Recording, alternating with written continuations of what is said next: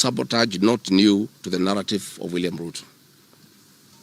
On the 30th day, this state-sponsored militia, under instructions and guidance from the police, were dropped in different places in the country, and mostly in the Mount Kenya region and other regions not perceived friendly to the government.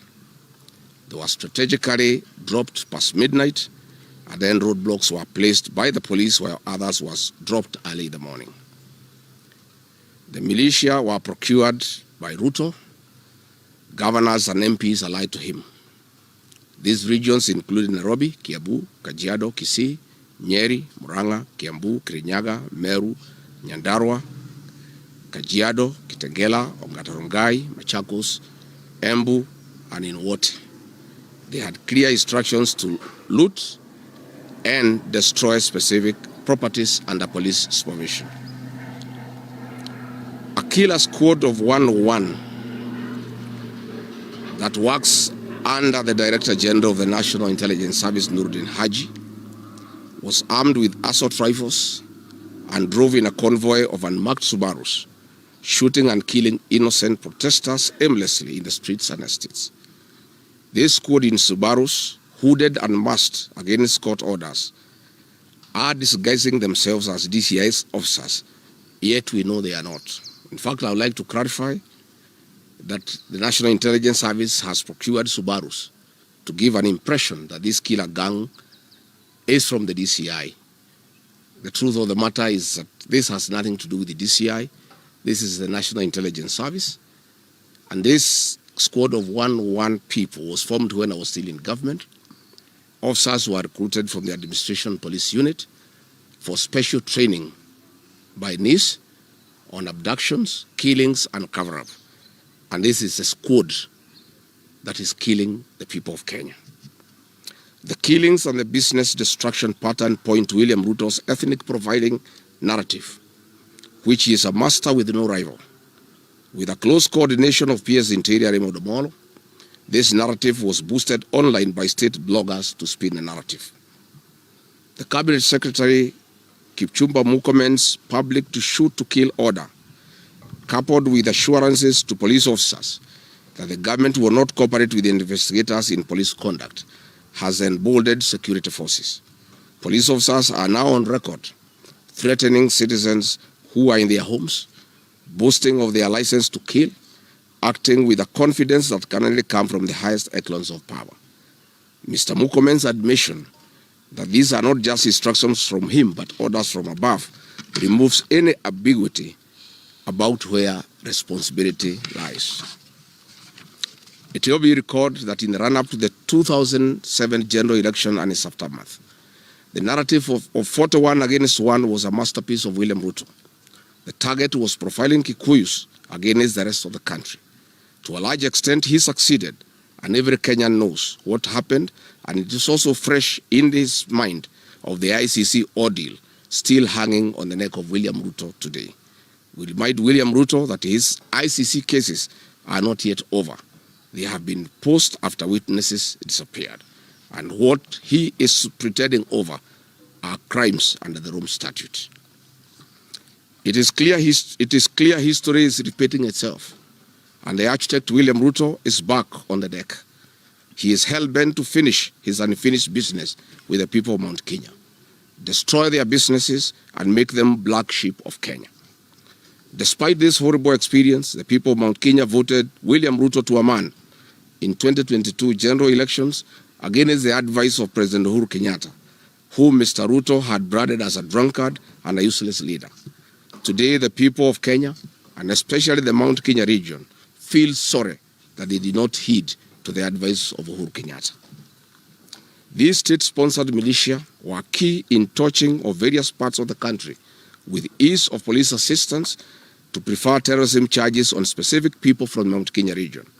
So far, about 50 young people are in courts in trumped-up charges of terrorism in scenarios of state-managed crimes by the state.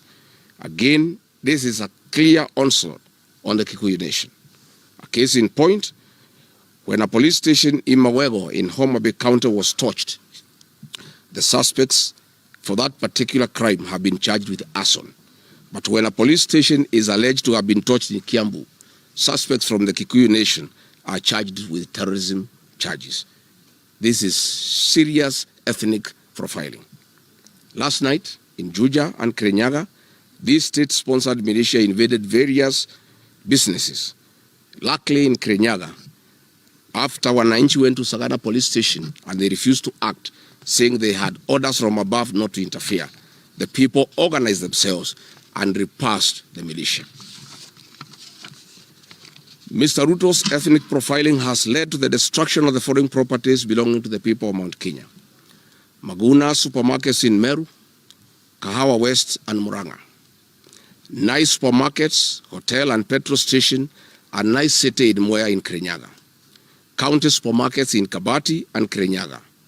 Power Star supermarkets, Quick Mart supermarkets in Eastern Bypass, Shell and Total Mini markets in Ruto, Chill Post Hotel in Gong, Boju Shop in Keserian, Homegrown Supermarket among others, and the Family Bank in Kahawa and Ruto. Notably, in Meru, these state-sponsored militia tried to attack Meru Dairy Processing Plant and were repulsed by workers. In Nyeri, they further tried to attack Wakulima Dairy in Mukurweini, and the attack failed.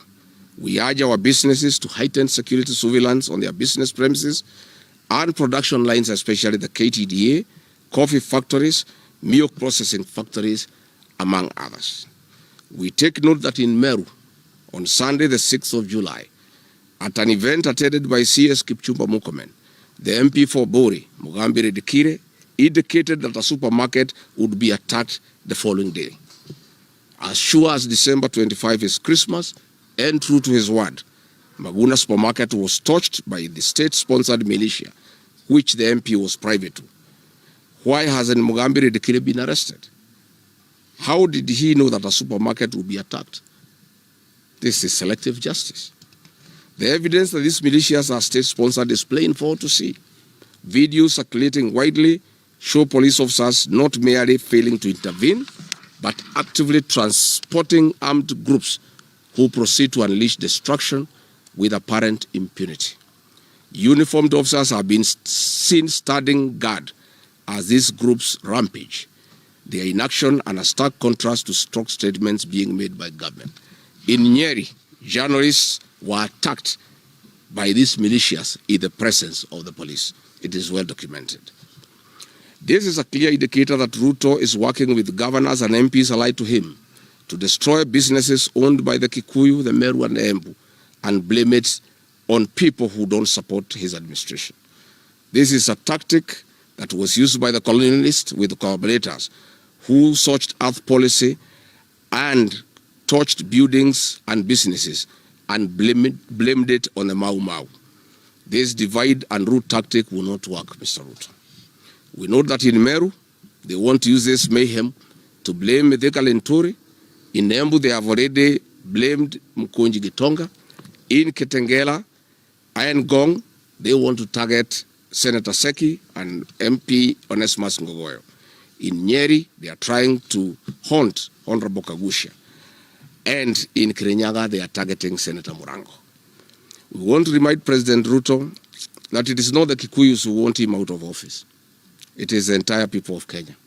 Kenyans are suffering equally across the country.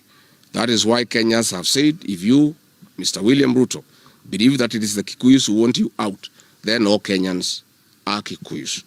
I want to thank the people of Kenya for standing out against this tribal profiling of the Kikuyu. The people of Kenya yesterday did wonderful by saying that the Kikuyus should not be profiled.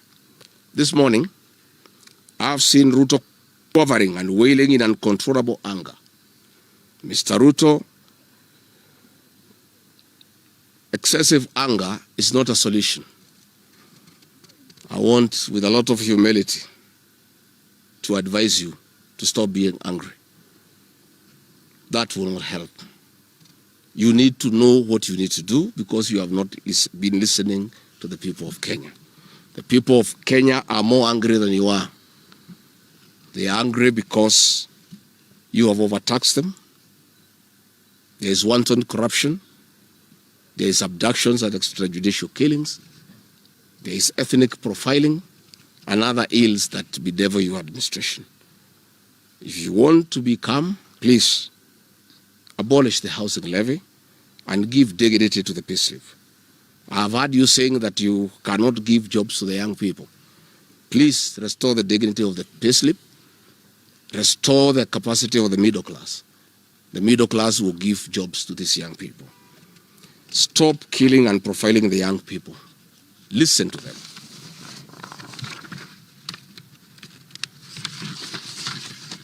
Stop abductions and extrajudicial killings. Abolish, disband the killer squad of 101 officers at Nurdin Haji. Give hustlers the jobs that you promised them. Mr. William Ruto, you are the one who promised. You cannot cry today that you have no solution, saying that other presidents have not been able to do it. You are the one who promised these young people. Stop police brutality. Stop abductions and illegal detentions. Get the hustlers from the bottom of the economic pyramid as you promised. Yes, Mr. President, we agree there were other presidents before you, as you have rightly stated, and true, they never went through what you are experiencing today. May it please you to know that the reason why Kenyans rarely had problems with them, Mwai Kibaki and Uhuru Kenyatta were guided by the Constitution and the rule of law. They did not capture our constitutional institutions to work for them, instead of working for Kenyans. They never killed children. They never attempted to build churches in State House. They never organized militias to destroy people's property and kill them. That is why you have a problem. And we also want to remind you that Mwai Kibaki had a difficult time from you, William Ruto. Videos are everywhere. You cannot say that Mwai Kibaki did not face resistance. It's on record that you gave hell to President Kenyatta for 5 years. So it is hypocritical for you to allege that Mwai Kibaki and Uhuru Kenyatta had a very easy time. Most of the problems Mwai Kibaki and Uhuru Kenyatta had came from yourself, and it's on record. We want to advise you that the one-term movement is not getting you out of power outside the Constitution. Mr. President, nobody wants to throw you. Nobody wants to overthrow your government. Nobody wants you out of power through unconstitutional means. Mr. President, I and the people we work with are on record. We want you to remove you from State House through the ballot in 2027. This narrative you are creating that there is an attempt to overthrow your government is for you to have the opportunity to use the Terrorism Act to profile communities and to persecute leaders who are opposed to your administration. Please relax. We want you to serve your one term. Nobody wants you out of government. And constitutionally, nobody has any plan to overthrow your administration, Mr. President. We want to face you on the ballot in August 2027. So just relax and stop crying wolf that anybody wants you out of office unconstitutionally. There is no leader here who is planning a coup, and none has the capacity. And nobody is interested. The leaders in this country, and indeed 95% of the Kenyan population, want to humiliate you at the ballot. They will relish that moment. None of them would want you to go out through any other method, unless, of course, you decided to resign on your own volition. So please stop creating this narrative.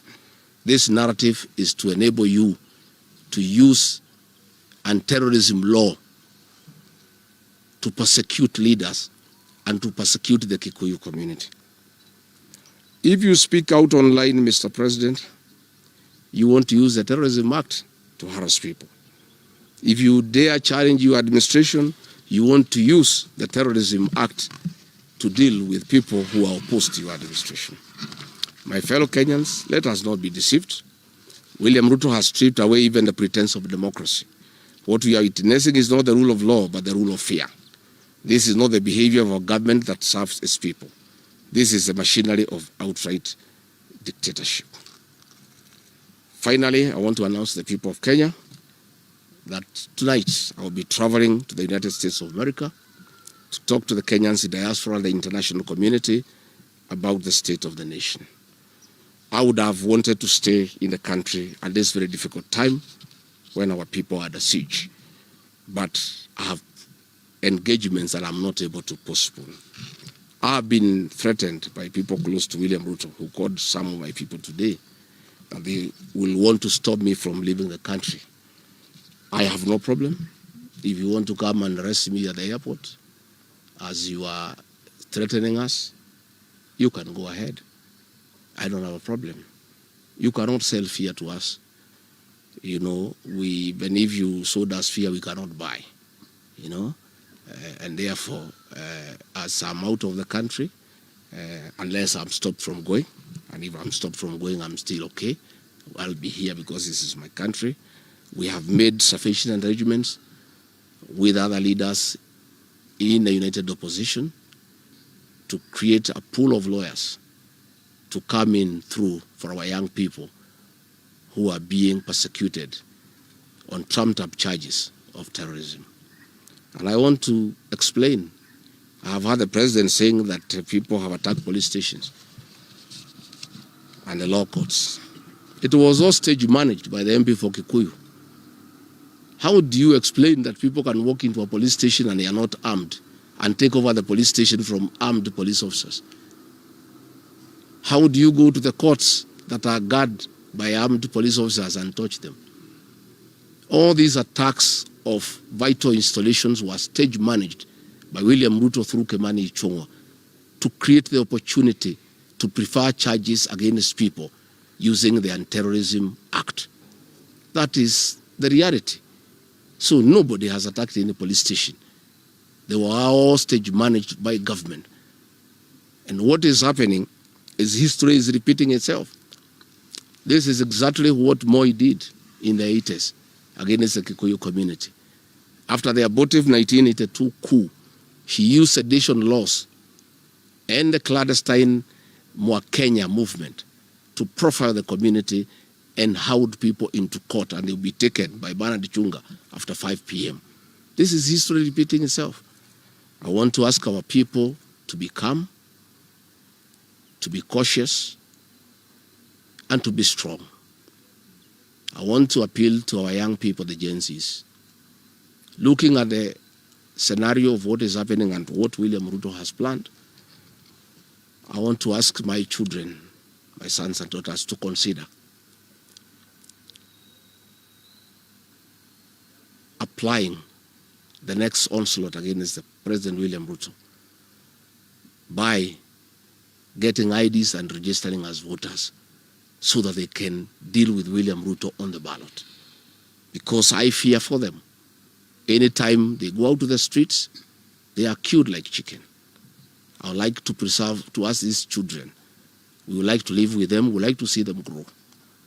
And when we look at the desperation of William Ruto and the brutal force he is using against these children and the use of state militias to attack them, I would like to plead with them to consider, to join us, we in the opposition, by registering as voters. And in 2027, we'll be able to get rid of President William Ruto. William Ruto, finally, let me ask you a question. The Kikuyu nation, the Mount Kenya people, you call tribalists every day. These people you are waging war against, their businesses, are the same people who voted for you, even after what you did to them in 2007. They forgave you and considered you as a person they can elect as president. You have turned against the community. You are trying to mobilize other Kenyans to profile them and to fight them, but they have refused. These same people from Mount Kenya have the capacity to support somebody else. It must not be you. And they proved that they are not tribal by voting for you when you are Kalenjin. They can vote for a Kamba. They can vote for a Kisi. They can vote for a Luya. They can vote for a Maasai. That sense of entitlement that you are having to the Mount Kenya vote is misplaced. They voted for you, yes. You betrayed them. You turned against them. They don't have to vote for you again. Please stop persecuting them into submission. They will not submit to your brutality, to your vicious attack against them and their leaders. That I want to tell you for free today. I've listened to you talking with a lot of anger, calling them tribalists. They are not. How can they be tribalists when they voted for you and you are not one of them? But you don't have a sense of entitlement that they must vote for you. You know what you have done to them and why they have reacted the way they have. And I want to assure you, you cannot scare them into submission. Even if you jail them, they will not submit. These are seasoned descendants of the freedom fighters, and they cannot be intimidated. So let me encourage my leaders here as I go away to remain strong, to remain focused, and to speak for the people of Kenya. I am I have a lot of gratitude to the Honorable Stephen Kalonzo Musyoka and Eugene Wamalwa, who have been in court the whole of yesterday and today, standing strong and defending our young people who have been framed and charged with treason. For those two leaders, I want to give them the gratitude of my community and our leadership. They have come through for a community when it's under siege, and we are indeed very, very grateful. I want to ask our leaders here to be vigilant and to continue speaking out to the people of Kenya. Should the situation get out of hand and I need to cut my trip short and come back to join the other leaders in defending our people and speaking for them, I will gladly do so. Thank you very much. Good. That's comprehensive. I don't think iko maswali hata kidogo. Labda ile watu ya